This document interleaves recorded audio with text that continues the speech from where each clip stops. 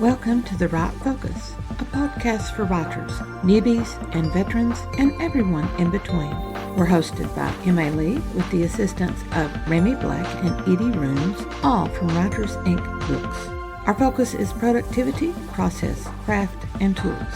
Each episode lasts as long as it takes to fix a quick dinner, drive a short commute, or take a brisk walk. Resources and links are in the show notes. Visit us at therightfocus.blogspot.com. Now, on to this week's episode.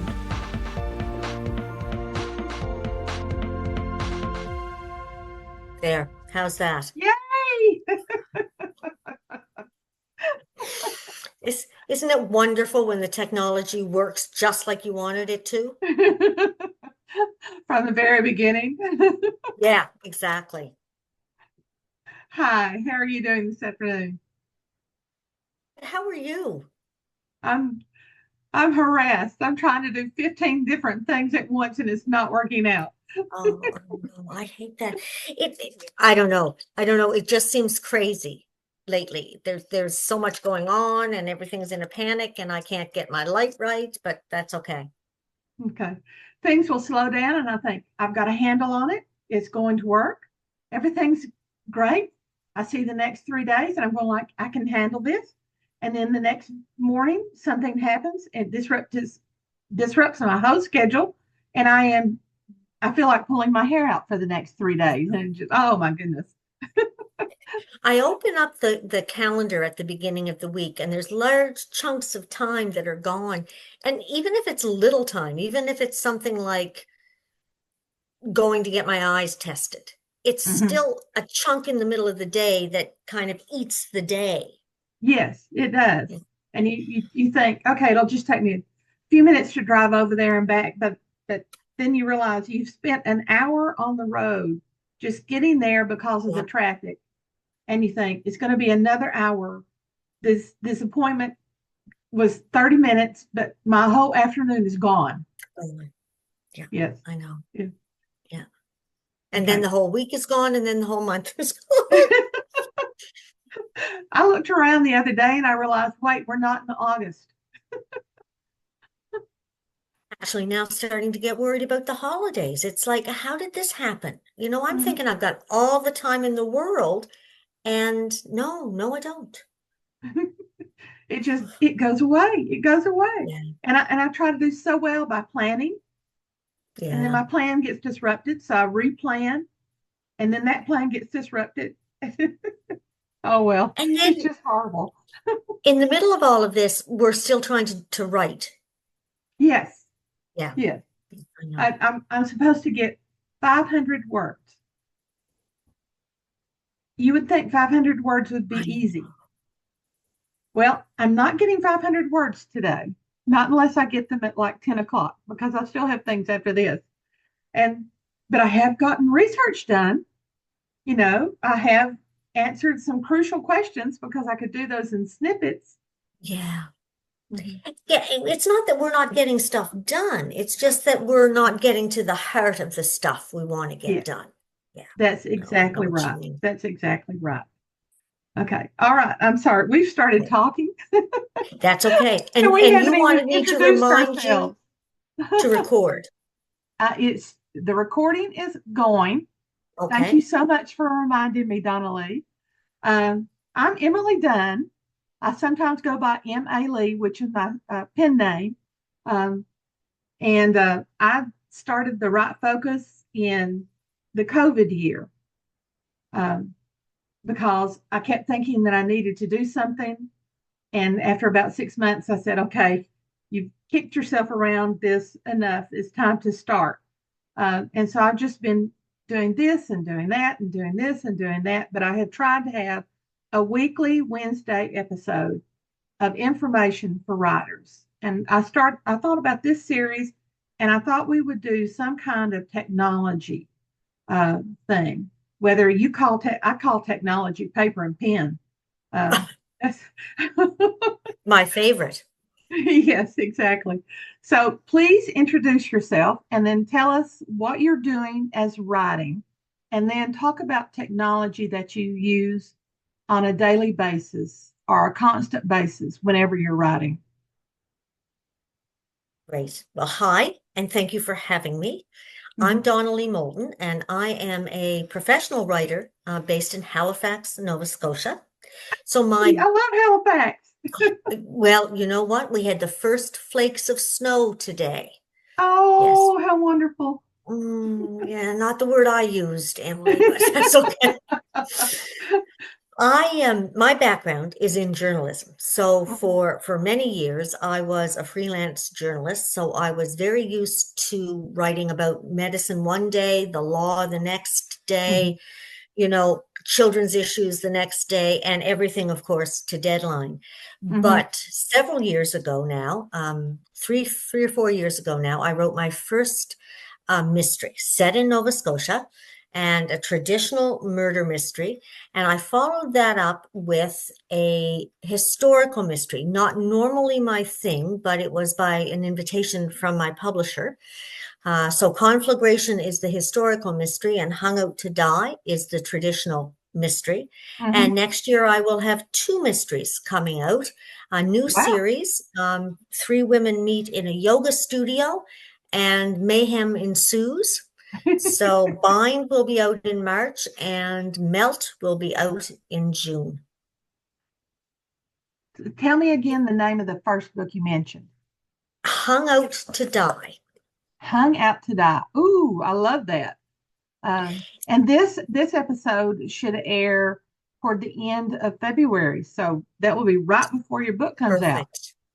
Perfect. Yes, absolutely. That would be great. Mhm. Okay. Now, how do you use technology in your writing? So I am a midstream user of technology, right? Okay. I know enough to be efficient and effective, especially when it comes to things like Microsoft Word and all the Mhm. attachments that I need to make the writing flow easily or to create the infamous PowerPoints or whatever else it is that I need. I have Mhm. enough of a sense of what's happening in the technology world, primarily because I have a good friend who is fully immersed in that world. So drags me kicking and screaming into it. AI, of course, being the big thing right now, which is both thrilling and terrifying. Yes. Mhm. But that said, when we first started talking back and forth, I realized that the technology that I use, because I'm not thrilled with the technology. My friend who drags me kicking and screaming, he could think, eat, talk technology all day long, right? From how you plug it in to how it explodes the universe. For Mhm. me, it's a tool. Yes. And so I want to be proficient in the tool or the tools because that saves me time and frustration. Mhm. But it's much the same as I would rather eat cereal with a spoon because it's simply easier than eating it with your fingers, right? Yes. But what I discovered when I wrote Hung Out to Die was that there are situations that your characters get into that require you to understand bits of technology that you otherwise take for granted.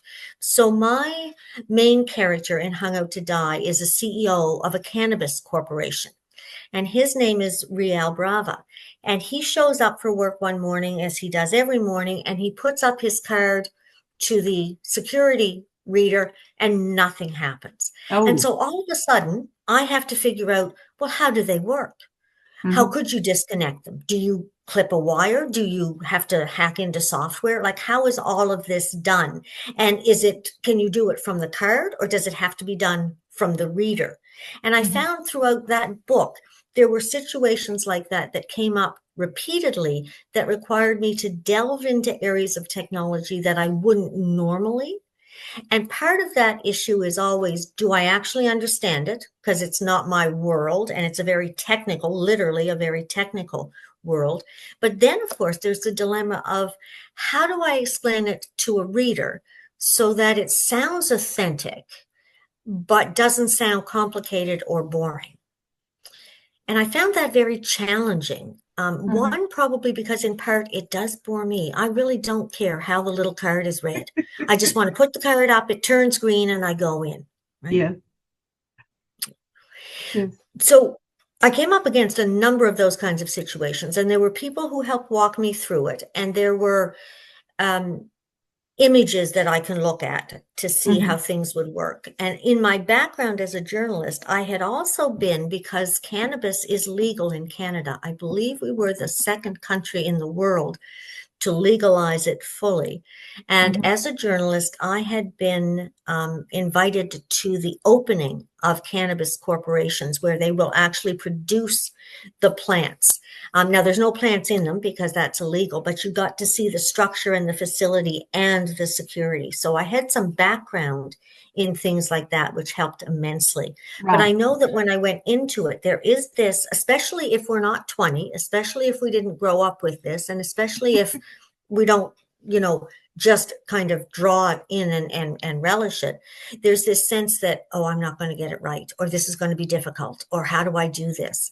And so I found, in large part, I had to understand this new technology to me, but I also had to overcome the mental kind of stuff that said, oh, you're not going to be good at this. Oh, this is going to be complicated.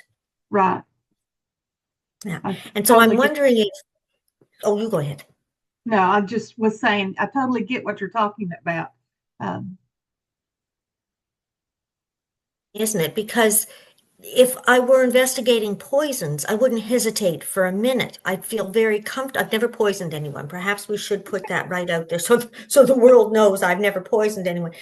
But we murder people in all kinds of ways, and we don't tend to shy away from those. So if we have to know, can you really fire a ice bullet from a gun, right? We don't shy away from those kinds of things.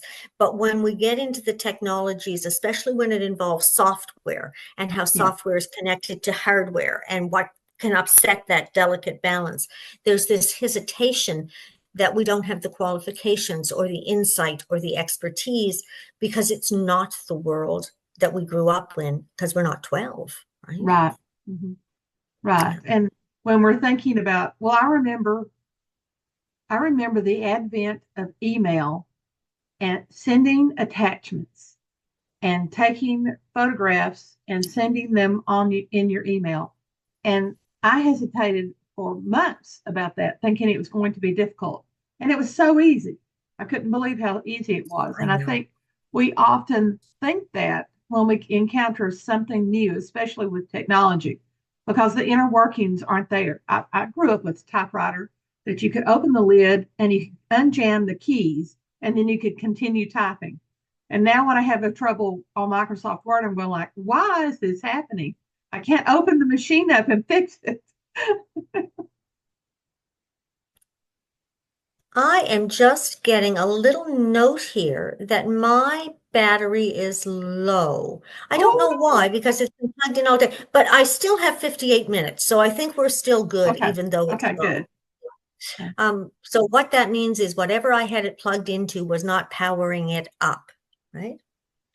Which is an example of technology problems. Isn't it? Yeah. Yes. I'm like you. It reminds me very much of my car. So I go in, take my car into the garage, and the mechanic says it's the carburetor. Well, I don't know what a carburetor is. I don't care what a carburetor is. I have a sense that I need one for the car to run. But how much is it going to cost me to fix the carburetor, and how long is it going to take? And so I'm content to not know the inner workings of some of these things.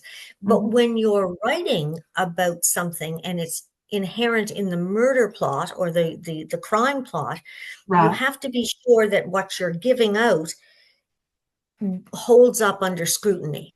Yeah. Right. So I probably could have glossed over how the security system had been disabled and just said the security system was disabled, but that doesn't ring true. People want to know, well, how does that happen in this day and age, especially after I've set it up that something like a cannabis corporation, which is heavily regulated by the government, has to have top-notch security. So though there were issues like that came up all the time. The flip side happened for me, interestingly enough, with my second book, which is Conflagration, and it's a historical mystery. and it's set in 1734 and in Montreal, and an enslaved Black woman is accused of setting the lower town of Montreal on fire, and every building in the lower town was burned to the ground. But there were things that you don't even think about. That's the flip side of technology. How do they live when they don't have any? So I had my character get up one day, and he's thinking about something, and he goes over and he makes a cup of coffee. And I think, well, wait a minute. Did they drink coffee in 1734? Yes, they did. But then you think, how did they make it? Because they didn't have stoves and they didn't have microwaves. And I mean, at best they had a fireplace, right? So did you shove it in? It's things like, it's the absence of technology that was equally confounding to me as much as the advent of technology. And then there are things that you don't think about. I remember going to a seminar, and we were looking at a story that a girl had written, and she was in North Carolina having her coffee on the back porch as the sun was rising. And she received a phone call from her parents, who were in California, and they had just finished brunch. She hadn't even thought about that time, that the time had changed so much, because it wasn't part of her everyday life. So she didn't think about the fact that they would be way far behind her and they would not be having brunch. So there are all sorts of things that we don't think about because we don't live with those.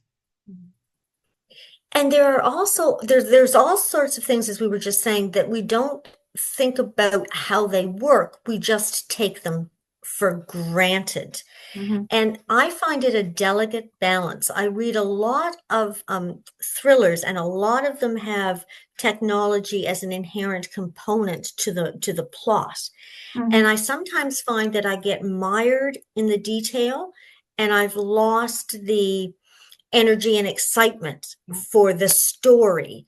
And so I find that a challenge as a writer, to give enough information that you sound knowledgeable and credible, but you're not giving so much information that the detail is slowing the writing down. Right. And you're going to lose your reader if their eyes just glaze over because you've got so much information coming at them. How much do they need for the story without giving away maybe an essential clue, but telling them enough that they'll stay engaged and remember what they've read 50 pages from now, when it might be essential for them to know. And that's an interesting point, because at one point in Hung Out to Die, I referenced the telephone system, because this is it would be a small company, but they would have numerous employees, and they have a central phone system that they can all access. And so the question was, does that phone system record? And if it does record, how long does it record for? And then you find yourself going down the rabbit hole of the 8,000 different phone systems that are out there, right? Some of which do record and some of which don't, and some of which are sold in Canada and some of which aren't, because that's my other dilemma, that I'm selling to readers in this country and in the United States. So I found I had to weigh what was critical to the story. So being able to get in and out of the building securely was critical to the story. Was the phone system critical to the story? Right. So I determined that it was not critical. So I had my character say it. And then when questioned by the detective, I just had him say, I made that up. That's a good way to handle that. And very true for many of us, because many of us, we use a phone to make a call, within the organization or outside the organization. But it's like a microwave. I use the microwave to heat something up. I'm not cooking a roast in the microwave. There are brilliant people who are doing it. I'm not one of them. So for those of us who are using 10% of what the technology will let us do, we just guess at the other 90% that it can do. Right. Okay. What other technology do you find helpful? Like the Sisters in Crime has this pacemaker thing that sets your word count. If you can put your word count at the tail end of the month and it will tell you how many words you need to write per day to get to that total that you want. Do you use anything like that on a regular basis? I have tried them, and what I find is for me, and I don't know if this is true for you, but I find that the technology can end up taking more energy than I want to devote Mm-hmm. to it. So I don't use a plotting system. I tend to use my basic outline system, right? Nothing fancy. I don't use a plotting system. I've tried them and they're very good at finding the inconsistencies, but they're also, then it becomes about plugging the information into the system and seeing what the system is telling me, right? It reminds me in some ways much like a grammar check. I have it on, but I've learned in large part to ignore it until I'm proofreading, because otherwise I'm continuously distracted by this when I need to be over here writing and thinking more broadly, right? Right. So I one of the ones who tries the new technologies, but I always do it with a great deal of hesitation because I don't want to get sucked into the vacuum of the technology dictating what I do, when I do it, and how I do it. And, Mm-hmm. and since I feel that that has happened to me, I'm now an even more reluctant adopter of Right. technologies, unless obviously um, there are efficiencies to it. So I Mm-hmm. am quite enthralled with Google Docs, for example, Mm-hmm. because they allow the whole editing process to be so efficient and so easy. And no one is using track changes and all of those kinds of things, which are time consuming, and not everybody has the right version of Adobe. So if it's something that I can do naturally and easily, I don't tend to go looking for a technology to help me. If it's something that's going to make life easier, then I'm very willing to try it. And I know the adopters of technology will tell us that it all makes it easier, right? But it makes it easier when you're really comfortable with it and it's the way you think. For Mm-hmm. me, the technology is the add-on. It's not the natural default of my thinking, right? So if I'm thinking about a plot, I need to think about it. I need to go in and have a great big giant bubble bath with, candles and Mm-hmm. aromatherapy. Right. I don't want to sit in front of a screen and type in possibility. I just want it to be more organic for Mm-hmm. me. And the beauty of that is that it works without it taking you twice as long to write a Right. book, right? And so I think Exactly. for many writers that I talk to, they want to be obviously a good writer, but they also want to be an efficient writer. And so that's where the technology balance comes in for me. I think sometimes people who are promoting the technology also don't consider the learning curve, um, because you might get a program that can do all sorts of things, but learning just one batch of what it can do for you takes 3 or 4 days that you might not have because you're busy on something else. And so you're constantly weighing, do I have that learning term curve time or not? What else do you find helpful? Well, the related to your last point, which I think is important, and I've learned it over time. I've spent a lot of time with software programs, trying to understand what the software program can do, much like the microwave. And what I've discovered is that somebody will say, or I will discover that, a software program that I have perhaps to outline a book for me will do these amazing, fabulous things. And I think, yes. And then I realize that I'm probably only going to do that once or twice a year, which means that every time I go to do it, I'm going to have forgotten how I did it 6 months ago or 3 months ago or even 4 weeks ago. So now I'm back to the learning curve again. It might Mm-hmm. be a slightly shorter learning curve, but it's still going to be a learning curve. So if I'm not kind of prepared to be using the technology on a regular basis, I know that the frustration level will reduce somewhat, but it won't come down to here, which is where I'd Right. really like it to be. Okay. Is there anything else that you would like to add about technology? And for me, because my friend who drags me in kicking and screaming into technology, his big thing is AI now. So everything is referenced in Mhm. terms of AI. But he was telling me something the other day about a program he thought would be helpful for me for recording information, earlier versions, without it having to open every version and to read Right. every version, which I thought was absolutely fabulous. But what I've said to him and what I've come to learn is that it's like most things that we do as writers, it's what is going to be the most natural to us, what's going to feel the most comfortable to us. And I'm not going to kind of force the round peg into the square simply because I know I ultimately can. And so I've come to accept that if I'm not on the cutting edge, that's okay, because I'm not in the dark ages either. Right. Right.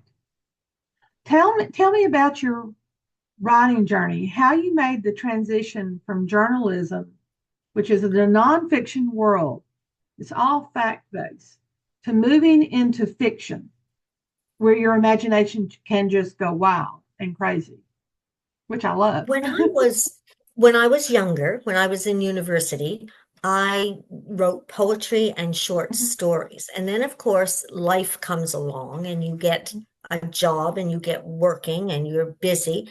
And so all of that went to the back burner. But I think somewhere it was always there that I wanted to do fiction.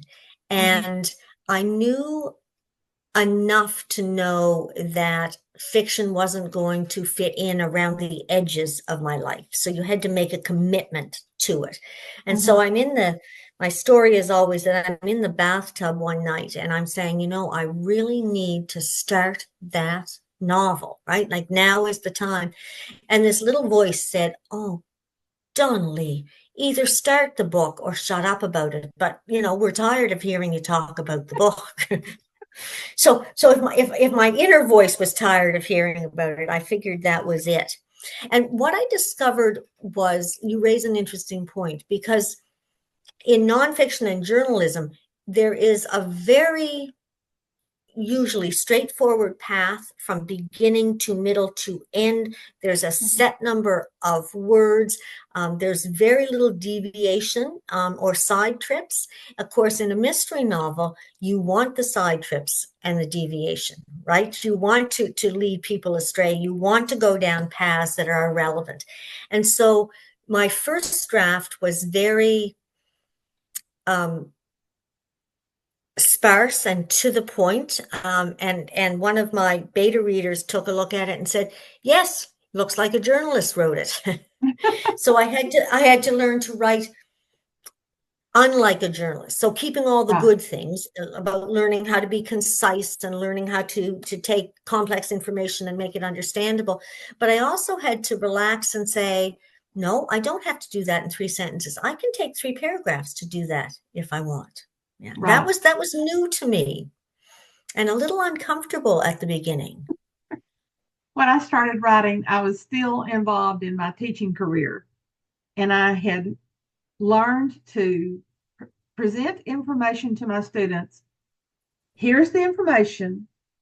Here's what you need to do with the information. Here's how you do that with the information. And here is an example of how to do it. And I tried to apply that to my writing of fiction. That doesn't work. Yes. That definitely does not work.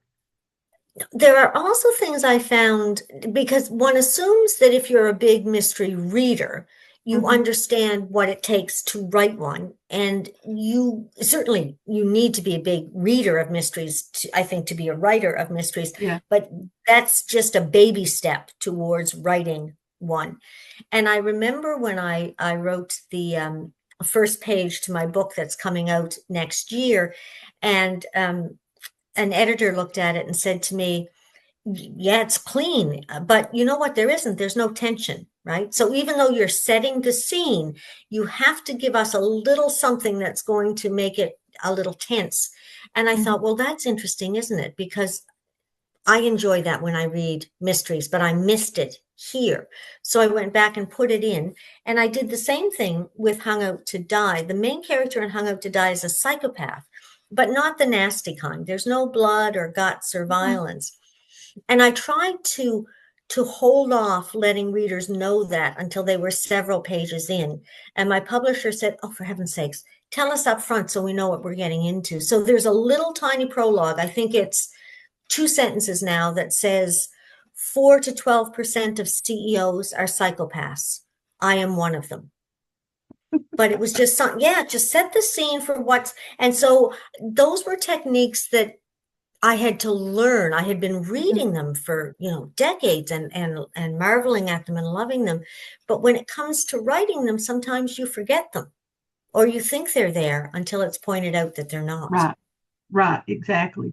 You have all these tools that the subconscious part of your brain has absorbed, but you haven't thought about applying them and haven't actually applied them to the story.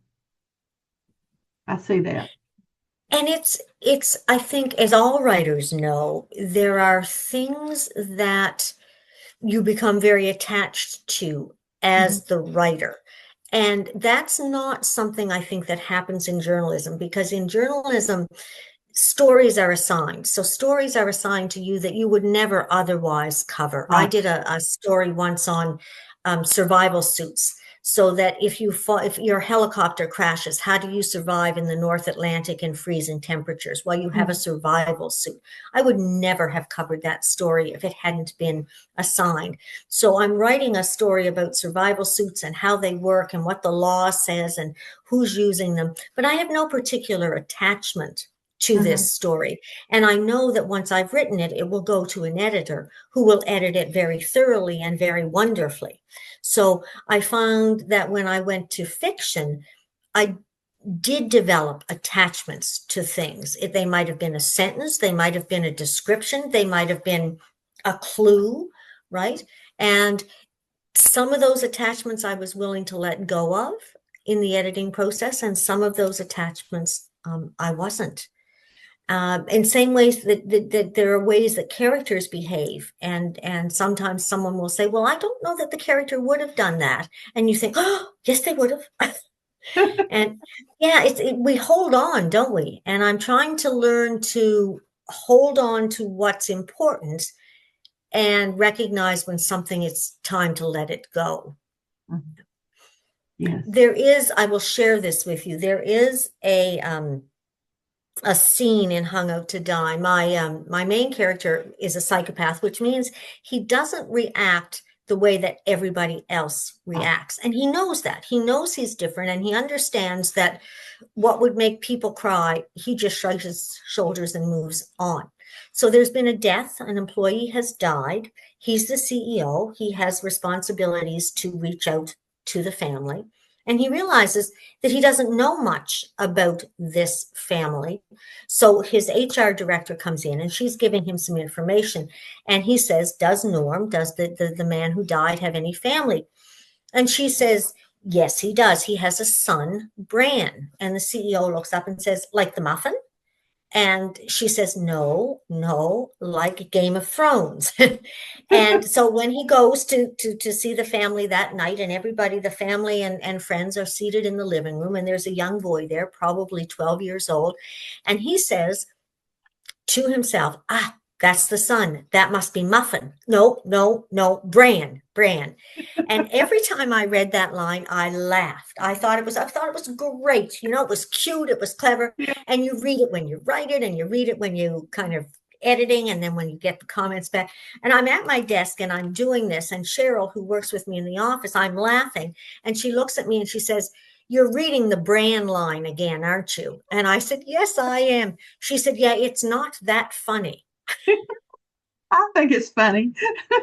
I do too, right? But this is what the kind of thing that happens to you. Maybe I'd be curious to know if it happens to somebody who's written numerous books. But I found the attachment thing was something I had not expected, and had to learn when it was appropriate and when it was time to say goodbye. Right, right. I see that. Okay, according to my timer, we have less than a minute to go. Ah, So, and your computer is going light and dark and light and dark. ugh. Uh, so it may be going to die on you. Zoom does consume a lot It of power. should, yeah, it should not be. I mean, my computer is plugged in all the time, so I don't Mhm, know why it's low or not, but mhm. that'll be the technology issue I grapple with tonight. Okay, donalee Moulton, hung out to dry, coming out in March. Where can we find it? The easiest place is probably Amazon because we can find the world on Amazon. The publisher is BWL Publishing out of Alberta. You can certainly find it there. And my website is donaleemoulton.com, which will take you to all of the links. Okay, great. Thank you so much. I enjoyed our conversation. Thank you. And stay warm. Yes, the snow is coming. Thanks for listening to The Right Focus, a podcast for writers at all levels, hosted by Emma Lee from Writers Inc. Books, assisted by Remy Black and Edie Runes. Our focus is productivity, process, craft, and tools. Music is licensed through Audio Jungle, called Background Music Loop. Its creator is Alexander Polishchuk, known on Audio Jungle as Plastic 3. The music comes in different iterations. Show notes and resource links for this and other episodes can be found at therightfocus.blogspot.com. Write to us at linkbooks@aol.com when you have questions, comments, and speculations. We will try to answer you as quickly as possible. By the way, we will not mind your email address. That's rude. If you find value in our content, share with your writing friends or write a review. We're small beans here without the advertising budget of the big peeps, and you can make a difference. And whatever occurs, write on.